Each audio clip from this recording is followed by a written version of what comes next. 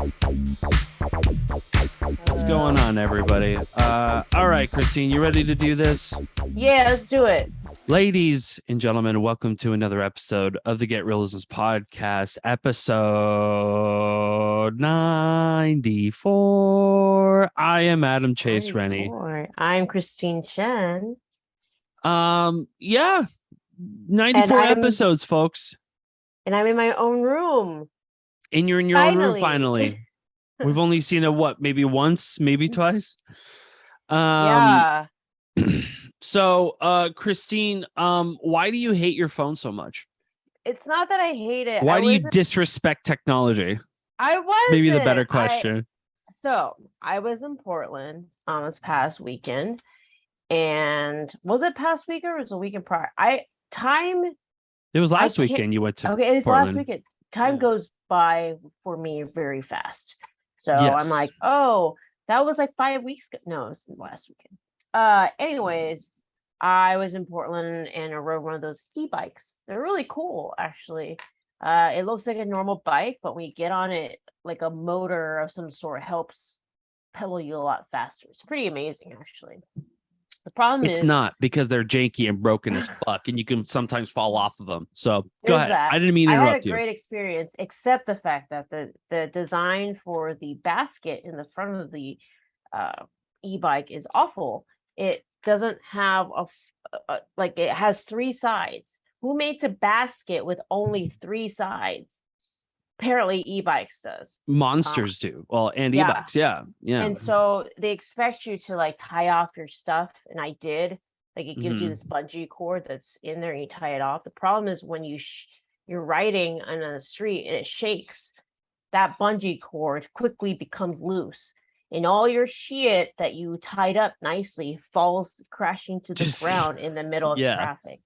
And that's kind of what happened with my phone multiple times, because I didn't have any pockets of any sort. So I was like trying to put it in like my bra. That didn't work very well, and all sorts of stuff. And it's never like, oh, let's just fall when you're like on a nice, not busy sidewalk. No, it's like you're in the middle of a crossroads. Traffic is waiting for you. And they're not, you got to get your stuff and pick up your shit and like try to ride the bike. It's just, people are, So yeah, it fell so many times that actually the camera on the phone doesn't work anymore. It only works on selfie mode. So I've been taking all these weird, awkward photos where I'm trying to not be in it, yet take the photo of whatever I'm taking, which is usually like receipts, business receipts and stuff.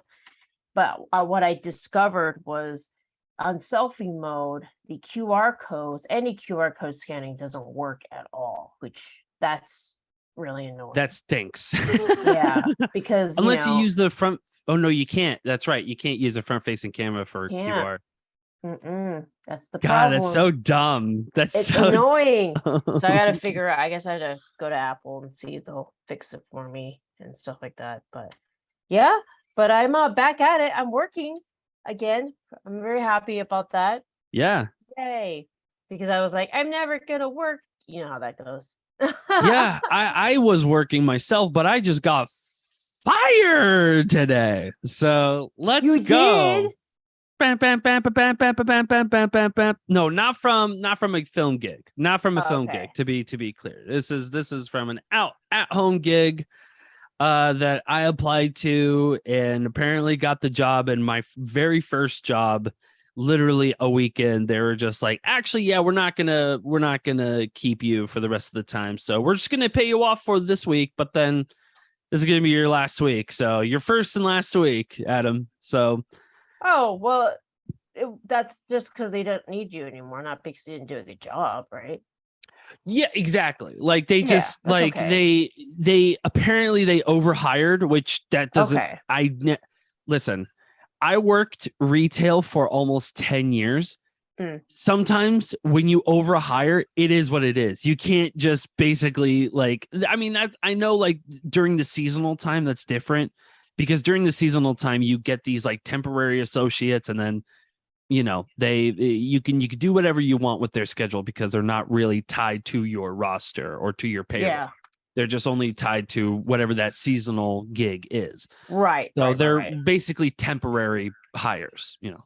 So yeah, it was, I guess, the same case for me, but they posted it on their job board saying that this is a like part-time gig.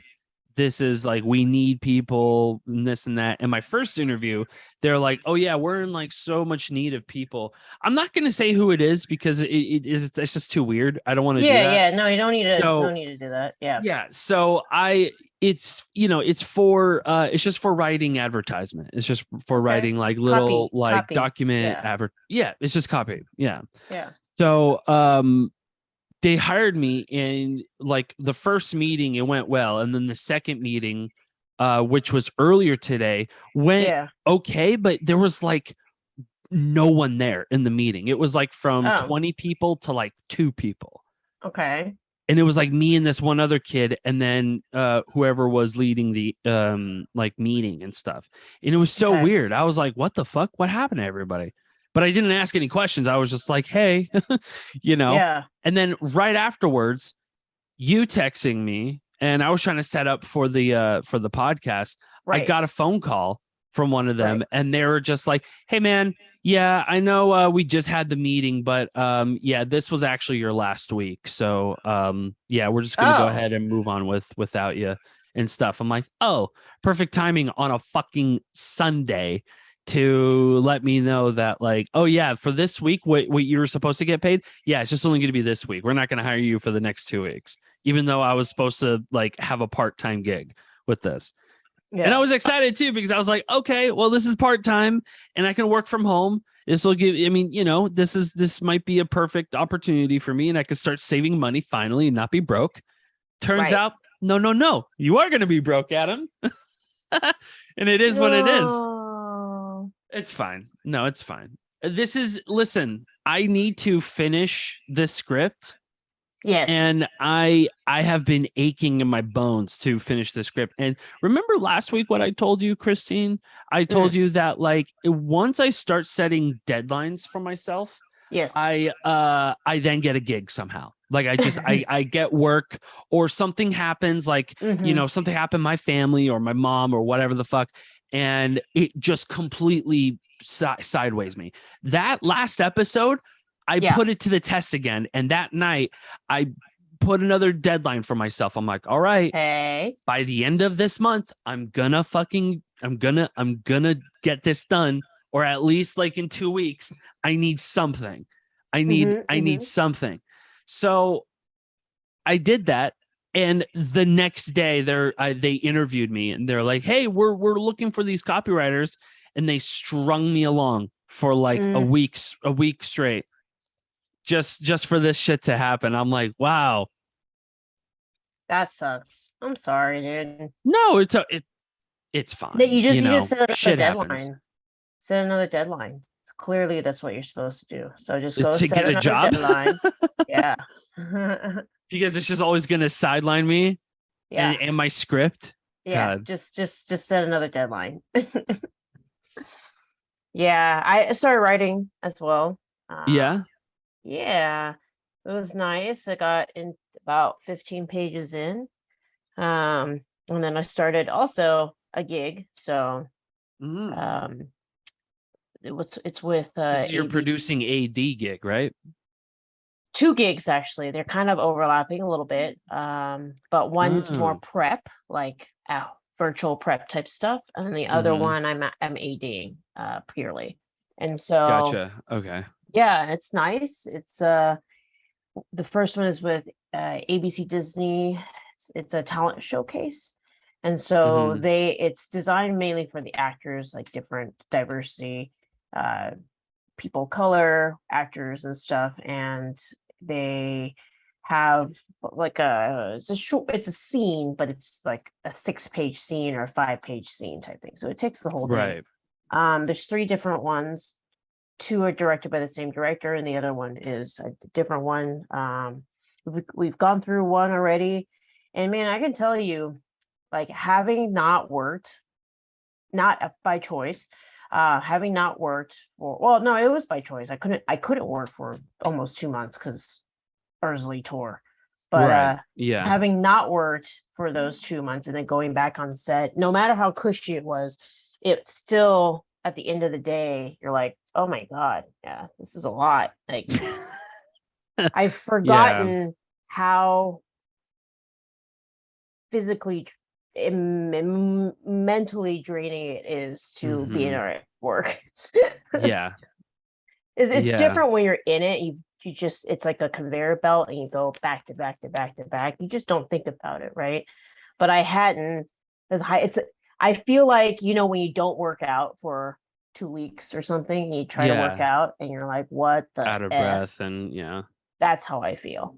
So I finished the first one. I'm like, okay, this is gotta get back into it. I feel old. But I'm pretty sure, like, as you shake off the rush, you're going to be ready for the next gig. And that next gig is just going to feel like, oh, yeah, it's just a normal another fucking day. I sleep for 45 seconds and wake up with anxiety. I just needed to get into a rhythm again. Yeah.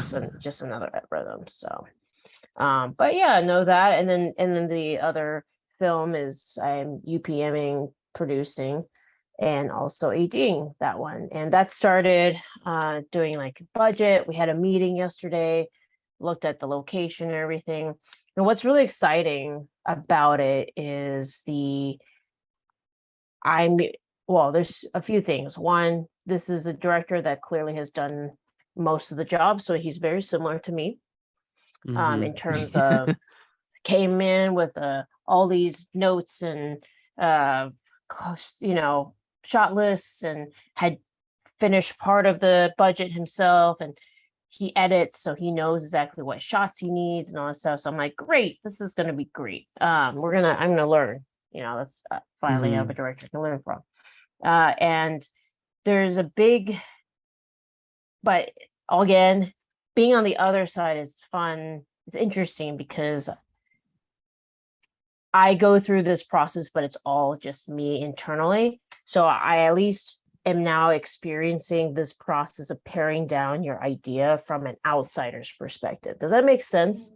Like I have this internal battle with my own self because I'm usually the producer and the director by myself. So it's just my brain battling together. This is like I'm outside and I'm trying to pare down his vision. I see. Because it's going to put them over significantly in terms of budget, or it's just not affordable, right? Yeah. I had this moment when I'm sitting there. I call myself the no fun person now. I'm the fun killer. I'm that's my job, is the fun killer. Because like, but that's not true. Well, the director comes and is like, I want this and this and this. I'm like, you can't. Oh, I see. Yeah. I was like, you can't. Right. You don't have the money. Well, how about this? Nope, can't have that either. Sorry. Okay, we'll just sell them these. Yep, you can do that. Yeah. Yeah. We're gonna do what we were supposed to do. Okay. Yes. Gotcha. So it's a lot of awesome. Back and forth. So I'm the fun killer, and fun killer in general, because like it's the same thing with shots and stuff like that. But like, I want to do this. He's in this really cool house where it's up on a really steep hill, and there's a scene where the lead throws the keys into the neighbor's backyard. Well, his idea was to throw it into the yard next door that is on this really freaking steep hill. And I had to be like, nope, find another hill.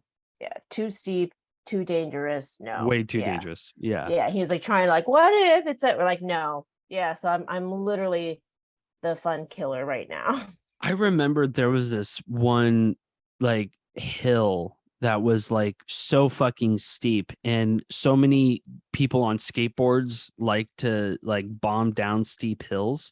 And it might not be the same hill that I'm thinking of, but a lot of people are probably thinking like, what do you mean? Like there's always been sets that are shot on hills. Like, I don't know what you mean. It's just like, yeah, but sometimes there's a steep enough hill where it is a major safety concern. Like it is like some of these slopes, these motherfuckers are like 90-degree angles. Some of them, they're just fucking scary. This one is like that. This one is very, very steep. And he's like, well, I did a scene on there once. I was like, yeah, but you were by yourself. I was like, that's different.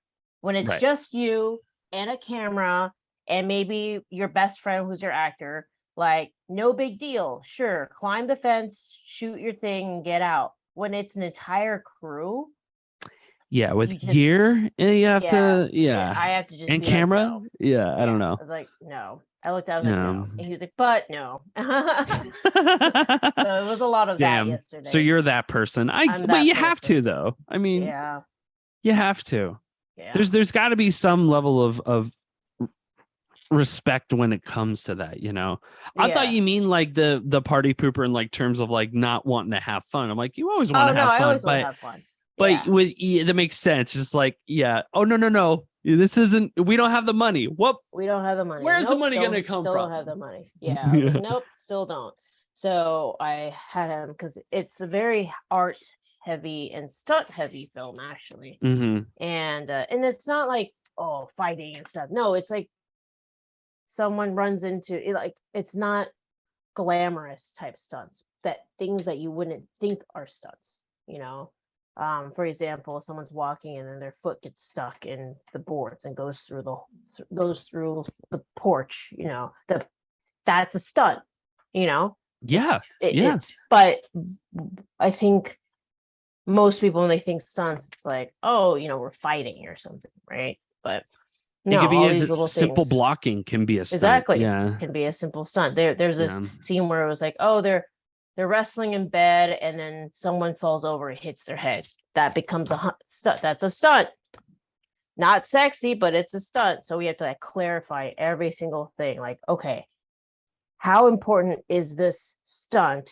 Can you do it where you just cheat it and it's like they're fiddling around, they disappear out of camera, then you cut to like their reaction to like hitting their head, things like that. But we had to narrow down a lot of things, because they have there's one very big money stunt that I'm very excited about. So there's a car flip. Hey, really? Yeah. Fuck yeah. Yeah, there's a whole car flips. And so it was really fun to. Oh God, how long does that take to? It's going to be the whole freaking day. Really? Yeah. It's like 3/8 of a page, and it's going to take the entire day plus prep day to prep this car flip safely. I know. Yeah. Jesus. Crazy. I'm already exhausted hearing that. I know. But the stunt guy had said, like, so what he'll do is we've got like the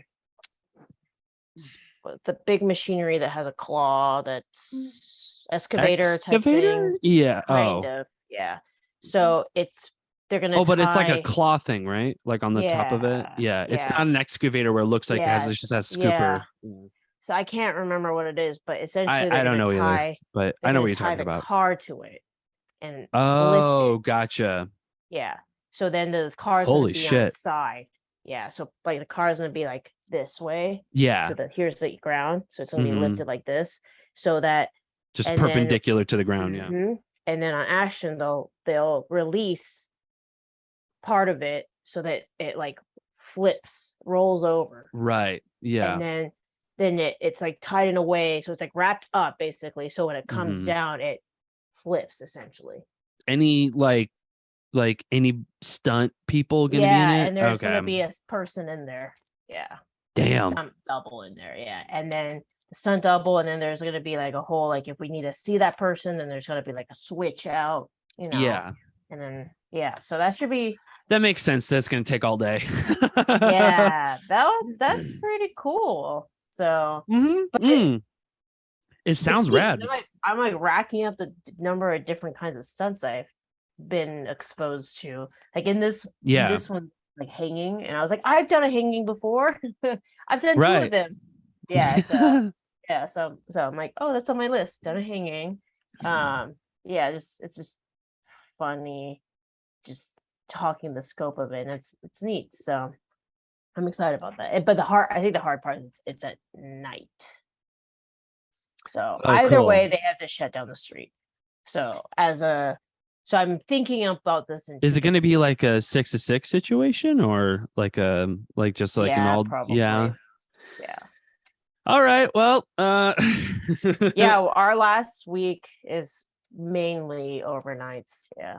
Yeah. So it's going to be, he wants a 4-week shoot, but it's probably going to be a 3-week one with all these big things that we have to do. So yeah, our last week is going to be full on, going to be as a vampire for a little bit. So yeah, you're going to be on autopilot for a while, which makes sense. Yeah, but I think it'll be neat because I haven't I'll be able to learn a lot of things. I don't know what the policies are for shutting down streets in Los Angeles, right? Yeah. I was going to ask you that. I was going to be like, what are the statute limitations when it comes to, I don't know. It should be interesting. Blocking off traffic. Jesus Christ. Because it's not no big deal in like Shreveport, but. Well, I mean, considering the traffic of everything, it just, the scope of just having it in LA, it's just scope. Yeah. We gotta know about it. We gotta know about it. So I'm excited to hear about it, but I'm also nervous for you because you might be like, fuck shooting in Los Angeles. It stinks. Nobody does it. Nobody's shooting any traffic. I'm grateful that this is shooting in LA though, because it's local. You can go local. home. Yeah. I can go home, and on the weekends I can go to the freaking farmers market. It's great. Yes, it'll be like actually having a job.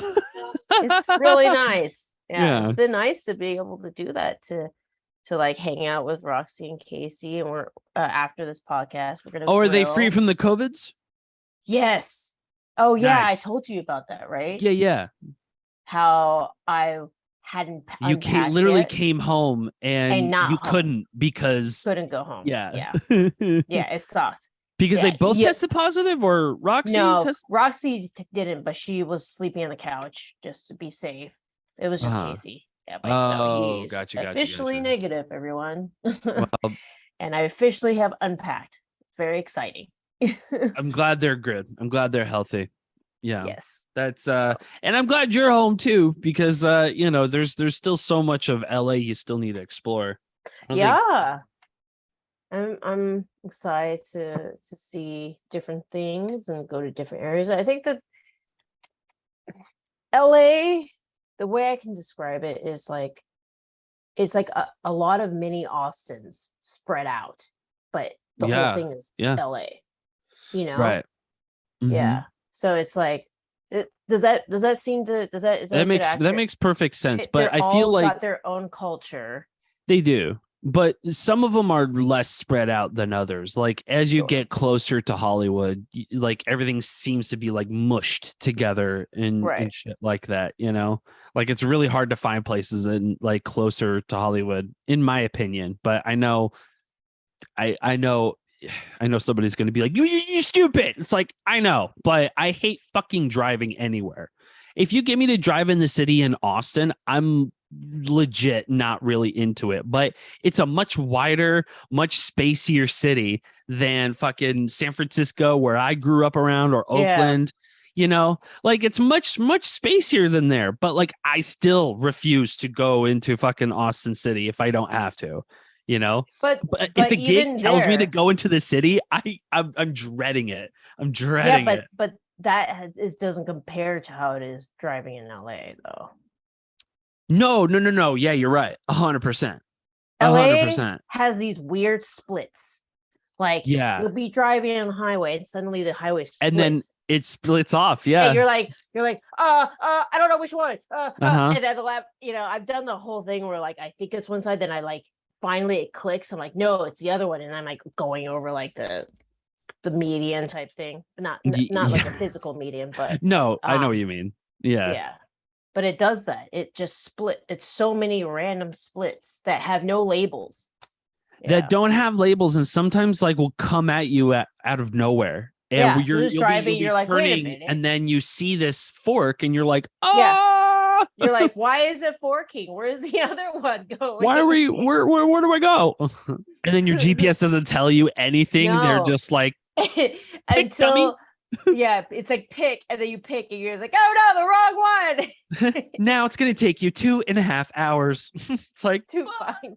Yeah, because there's no roundabouts either. nope, no roundabouts. Yeah, you are gonna go all the way around that bitch, and then you're gonna, or maybe if you're lucky, go back on fucking 405 or wherever. Are so annoying. Like there are literally there's no warning. You just go and you're like, okay, I have to make a really quick decision. I have no clue. Yeah.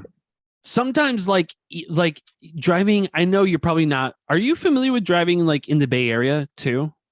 No. Okay. But I have seen. It is a shit show as well. Driving in Santa Cruz. So steep. Yeah. Yes. Driving in Santa Cruz. So not only it's steep, but there's forks sometime on these steep fucking roads that just somehow will just always fuck you.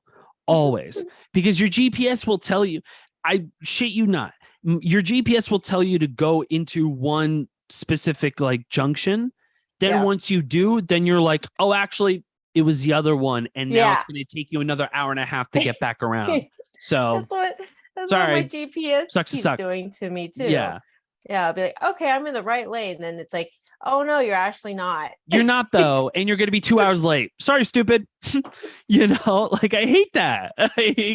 It's so bothersome because then sometimes when you do use a GPS, you're like, wait, I remember how to get to the boardwalk and I remember you have to go through there. So I'm going to go through the other one. Then I forget it's actually the other one. And then I go through it all back around again. I'm like, motherfucker, God. Or ones where you're like, I'm pretty sure I'm supposed to go the other way, but I don't know what my GPS says it's not. But I guess I'll trust my GPS this time, and it's not. And sometimes, like, there's roads on the Bay Area too, Christine, that are like, I grew up in a little town called Castro Valley. And when you're driving down like a 580 road, like a freeway, it's easier because there's like frontage roads and like you can always loop back around in Austin, like in Texas. Like there's always like you always can somehow loop back around whatever highway. If you mistakenly like take an exit off of, you can easily come back around pretty quickly. And I had no idea. Like whenever I miss an exit, I'm like, fuck, it's gonna take me 2 hours now. And then I see it, I'm like, oh, it's just a little detour. Okay, that's not too bad. It's just a 10-minute detour. But in somewhere in like California, like the Bay Area, you are going to 2 different fucking towns in order to come back into the town you're supposed to get to. So then once you miss your exit, you're like, fuck, and then you have to take and then an hour detour. You're gonna miss your exit, and then you're gonna go into like the worst traffic. Oh, and like it's trying to get like, home. If you had just picked the blue pill or the whatever, you would have got to your place. Would have gotten there. Yeah, but because you just happened to take the other split, not only are you in the wrong going to 2 other cities, you're also in the worst traffic. In the worst traffic. 2 other cities. Yeah. And I was notorious for being late to work because of this. That and also sleeping through my alarm clock. But that's neither here nor there. But most of the time it's always traffic and detours of traffic. So like sometimes I'll think in my head like, oh, I can bypass this traffic easily. Then I try to bypass it. And I start to realize like the traffic that I was backed up on like an hour ago has already passed me because I took this dumb fucking detour. And now I'm stuck in even worse traffic. More traffic. And I get fucked every time. I get so fucked. I see now why people in LA stick to where they live and they don't venture out. Because it's exhausting. You have to be on it. You have to be, It's like because in Van Nuys, everything is there. So within a good 15 minutes, Walmart and the stores and all my, usual things. So sort of venture out beyond that is like scary because it's like, which traffic am I going to get stuck in today? If anybody is just like, hey, Christine, there's a party in the valley, you're going to be like, is it worth going to that party? Do I want to fight those LA roads? Do I really want to fight them right now? I don't know. No, it's been interesting. I think what I've noticed in LA that was I feel like it's a misconception. I talked to Rusty about this. Is so far everybody I've worked with in LA has been very, very nice. Yeah, very nice. Really? Wow. Yeah, everybody has been really nice. In fact, I look back and I'm like, the sets I've only had problems with are the sadly, I love you, Austin, but there's a lot of Austin people who are like either union or about to be union. And because there are few and far of these people, I feel like they feel obligated to make everybody else feel bad about themselves for not being that. So then they are over enthusiastic about not teaching, but more like ordering, like just making people feel stupid instead about stuff.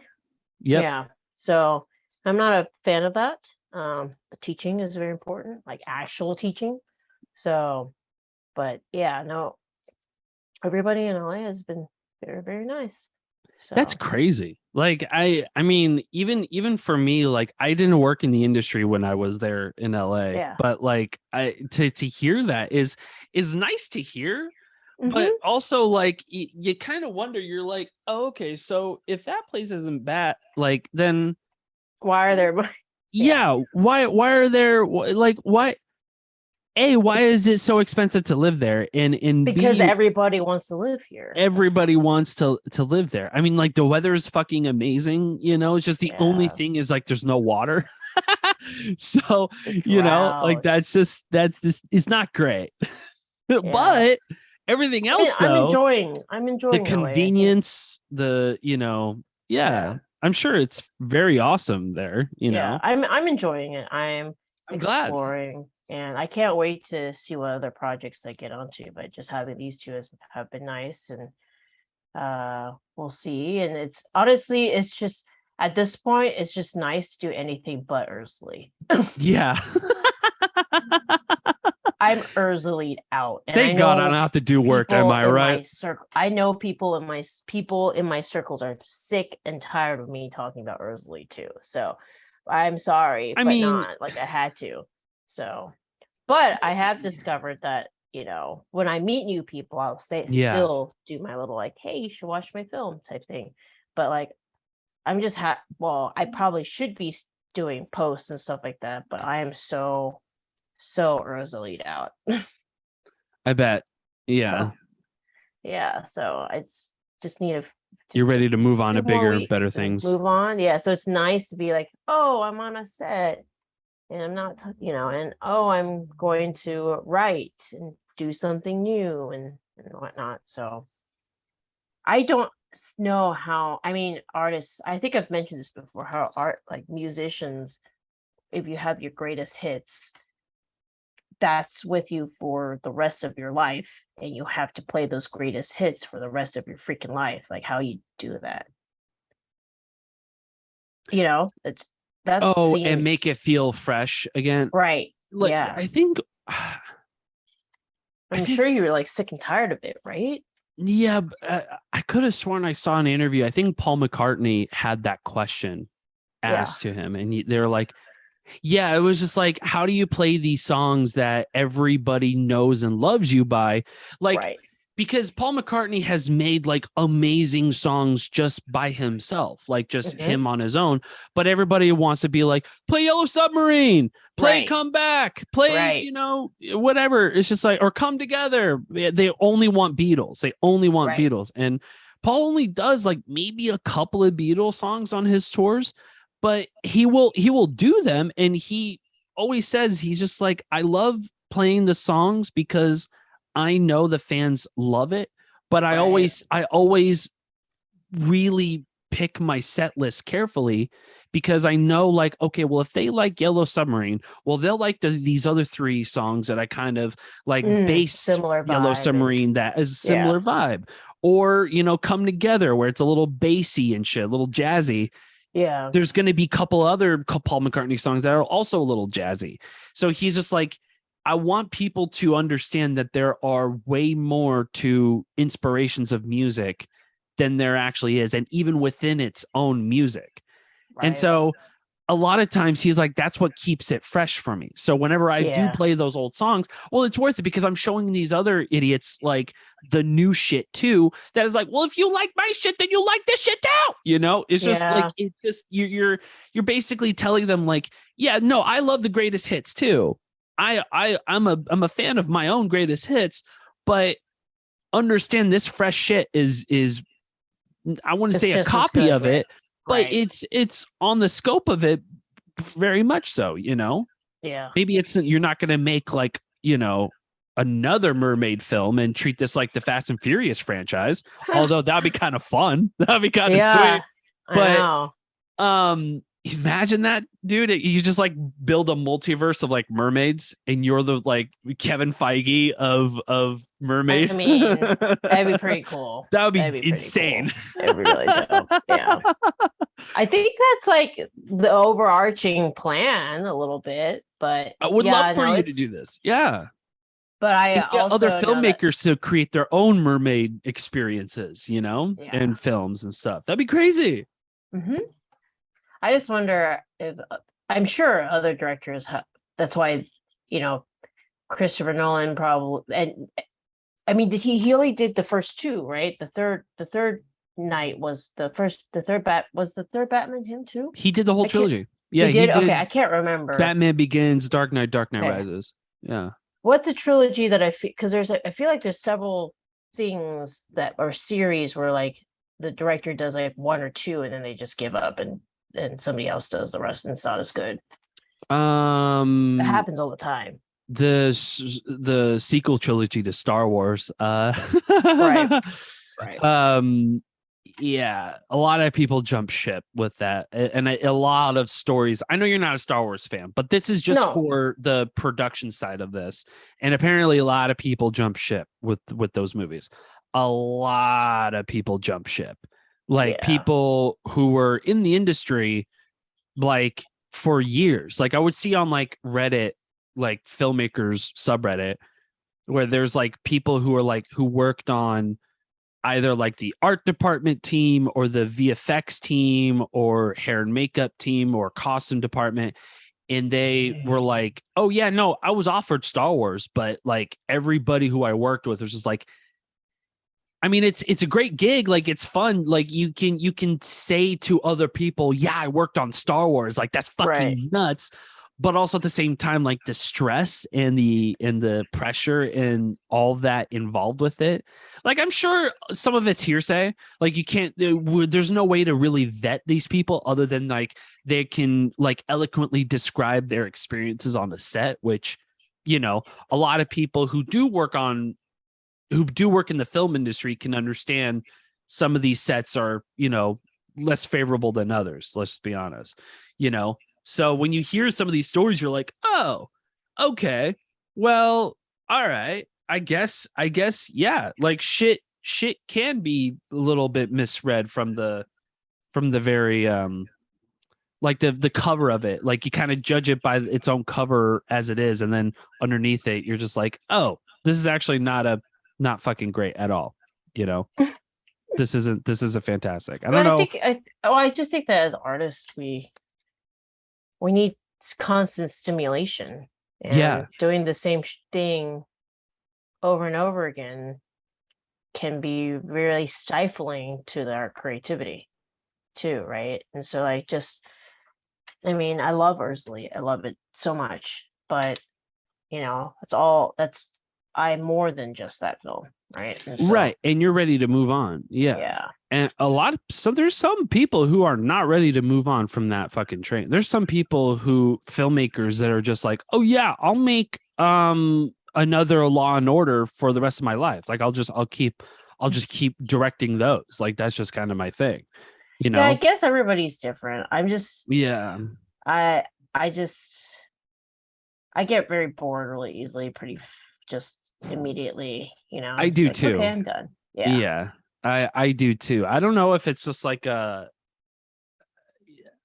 I don't know. Like it's very, because like I kind of treat it like video games in a way. Like once I beat a video game, it doesn't really serve its purpose for me to keep replaying that game.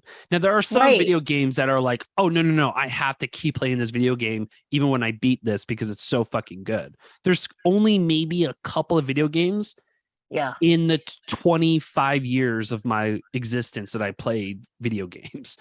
You Huh. know, like Yeah, it yeah. is okay, maybe 20 years, a little over 20 years. But in that existence, like there's been only maybe a few games in my life that I've replayed like over and over and over again.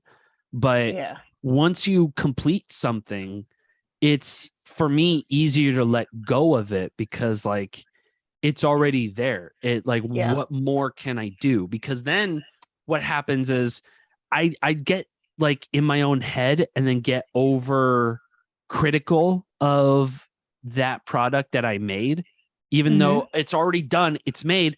Then I'm just going to be resenting it eventually and then criticizing it. You know what I mean? Like if I spend too long on it, Much then it's going to time be on like, it. yeah, but there's this problem, there's that Yeah, problem, you and start it's not really nitpicking that things. good. You And then start nitpicking the imaginary things, those resentment things that are builds, and there. that's too weird. I don't like that shit. You know, I want to be proud of the thing and move on from it and go to Right. the And next thing on while a still high, appreciating it. right? And on a high is what you're trying to kind of say. Exactly. Yeah. Yeah. End on a high and just understand that, like, yeah, at some point you got to stop tinkering with this bitch. You might as well move on. You know, you have to, you gotta say your thank yous and your goodbyes, but you gotta move on. Move on. You know. Yep. Time But to go.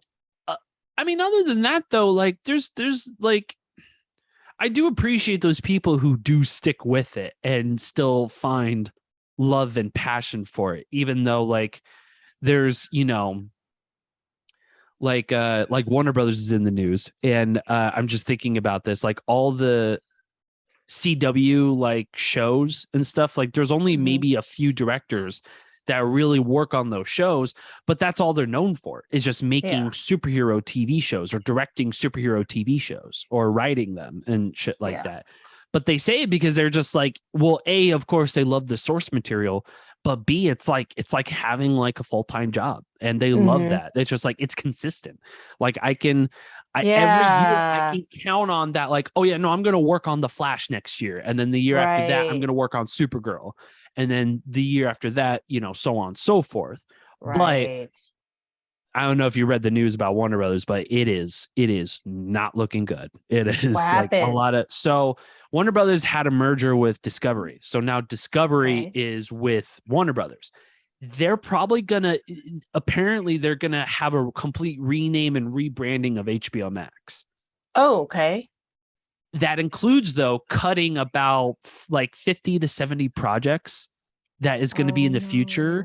That is crazy nuts, because as like superhero fans, and I'm not a DC fan really, but there was this one movie called Batgirl that was going to come out. It's been chopped now. And it cost it $90 million to make. And it's like 75% done in post, apparently. And they're like, oh yeah, we're not doing this anymore.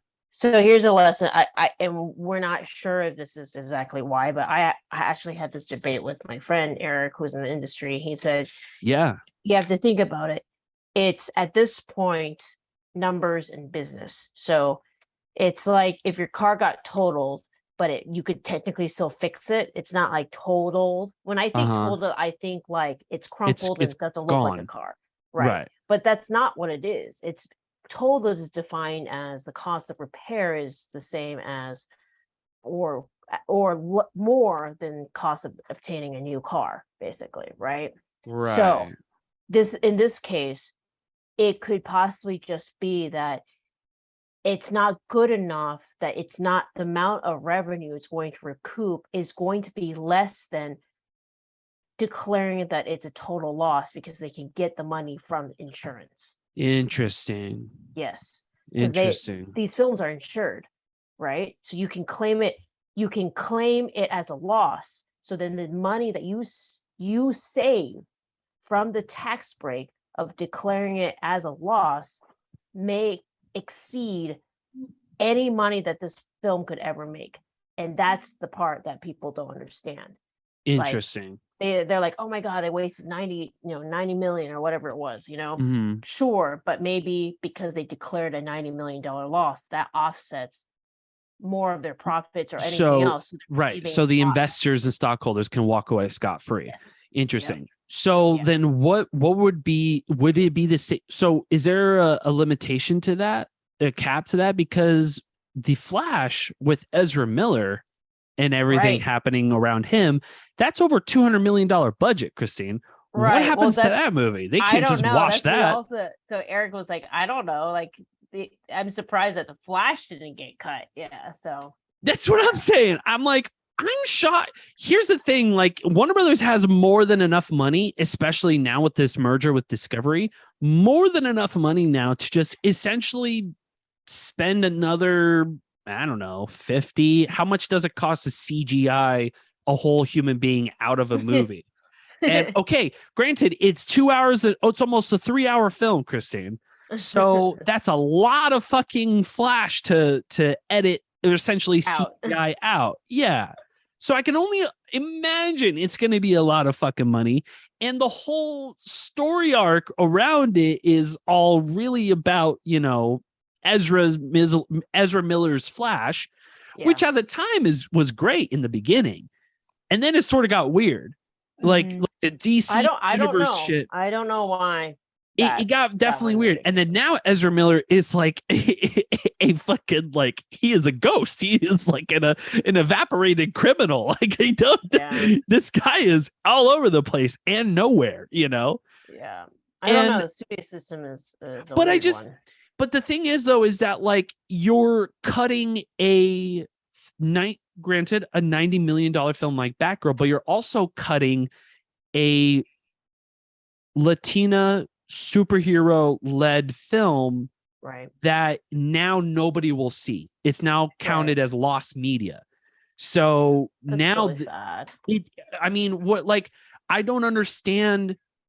And they say that, like, because the whole idea was we don't want cinematic shit on HBO Max when they want to see that in the theaters. While I do agree with that, there's still profit to be made when you release these films also in. That's what I said, but that's what I'm saying. Eric is saying that the profit that's being made is just not going to override the savings that they're going to have on being able to write off this entire thing as a loss. Right. And that makes sense from a business standpoint. I will say that makes sense. It's interesting, but it's also selfish too, because you promise these fans that, like, hey, we're going to get you Batgirl, like a beloved comic book that we actually like. I actually remembered reading, which is crazy. Because some of the end, writers, a lot of this is not, they don't really care about the fans most of the time. No, it's all business. But that's the same thing for Disney and how they treated with Star Wars. It's just like, they're like, yeah, we're going to change writers every 7 hours and you can't do anything about it. And it is what it is. It's just like, oh, okay, thanks, guys. Because even like something as stupid as a superhero film means a lot to me and like fans and stuff like that, especially to have a first Latina led superhero. Like, I know that's not the only reason, but how fucking dope it is to just have somebody who, can represent that fucking side of the culture and shit like that. Right. Yeah. Especially with the new diversity age of Marvel, and thank God these shows and movies are fucking good. Like, they're actually good. Like, these are made by comic book fans, which is like, it warms my heart. But the problem is that there's 75 of them. Yeah. There's like 100 of them. So for anybody to tell, somebody asked me, they were like, hey man, I really want to get into Marvel shit. Like, where should I begin? I'm like, don't. They're like, there's so many movies. Where should I begin? I'm like, I mean, you can start with Iron Man, but you got a whole bunch of shit to just unless you're in like Flynn for Marvel, like I am, this shit is just, it's not going to be worth it if you're not into all this. If you're into cinema, like film cinema, then this shit might not be. Yeah. I like this shit because this is like this is my childhood, basically. Like, I don't hate against superhero movies. But I understand the hate, though. I understand it. I think it's valid because the whole Martin Scorsese, like, I get it. Like, it's stupid, but I get it, you know? Like, and also, who cares? They're superhero movies. Like, I love these superhero movies, but it does not change the minds of people at Marvel or the people at DC to make anything else because one filmmaker or Ridley Scott said that, like, yeah, Marvel is just cheap cinema. It's just like, yeah, but I mean, it sells. Yeah, y'all motherfuckers want to watch Keep It Up with the Kardashians. Marvel Cinematic Universe is my Kardashians. Yeah, exactly. Yes. It sells. That's why is there always a Lifetime Christmas movie? Because that's Christine's Marvel Cinematic Universe is the Hallmark Christmas movie. Yeah. You know? Yeah, but I see what you mean though with that argument of like, well, right. it's an insurance policy they took out and they're not mad at it and none of the investors are mad at it. I'm like, yeah, no, that's cool and all, but like, fuck you. Right. You know? Right. Well, it's just hard to be when you're like struggling. It's hard to be a fan. Yeah, and it's hard when you're a filmmaker and you're like barely get 200 grand for your short film and then imagine the filmmakers on that project. They worked probably 3 years, 4 years, especially the talent on the project. And they're just like, they get a phone call like, oh yeah, it's been axed. I don't even know. I would like to know what that process looks like. Somebody needs to make like a funny short, like an SNL skit as to like how that happened. Yeah.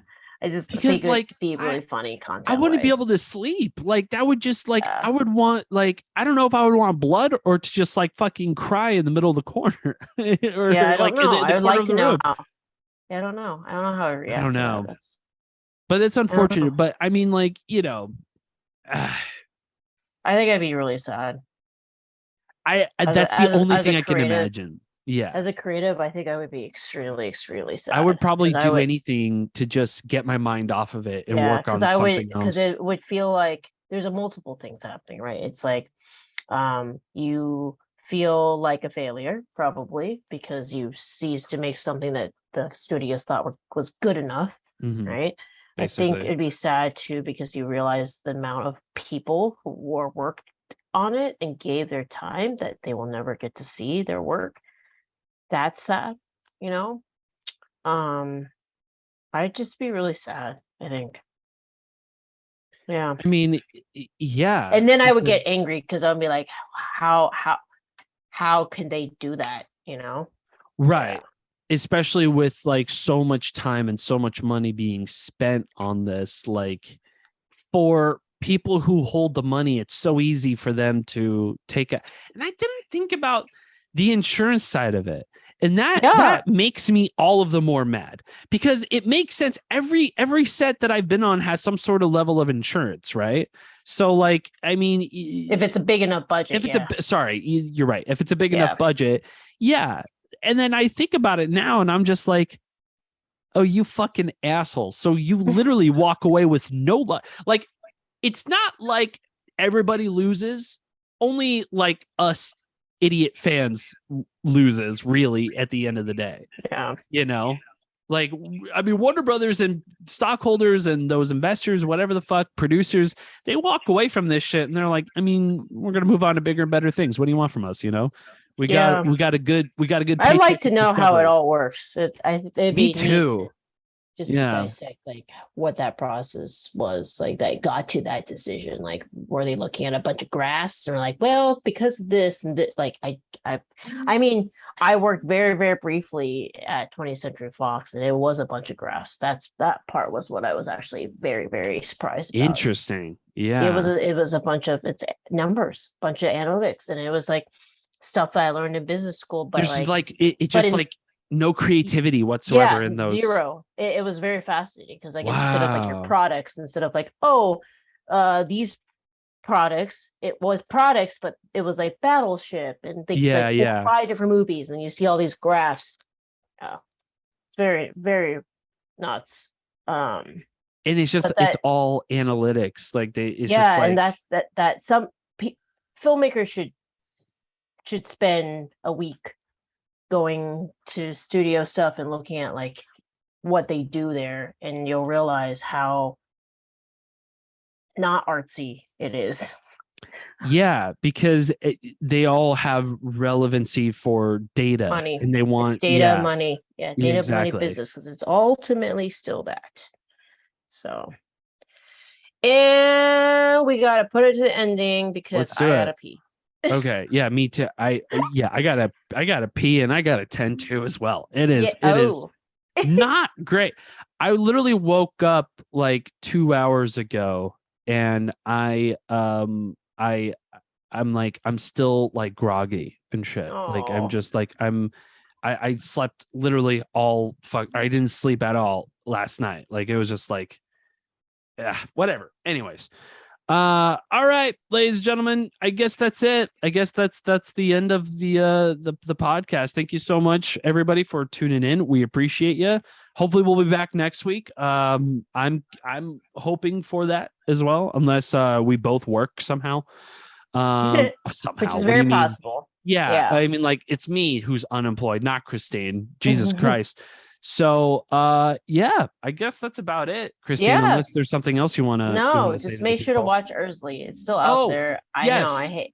Please watch it. .com. I'm sorry. Yeah, completely spaced on that. It's all on the video on demand, all sorts of streaming platforms. So please go watch it. Please spread the word and know that this is the Get Reelisms podcast. So that's right. You motherfuckers thought we forgot? You motherfuckers thought we forgot? No, we did not.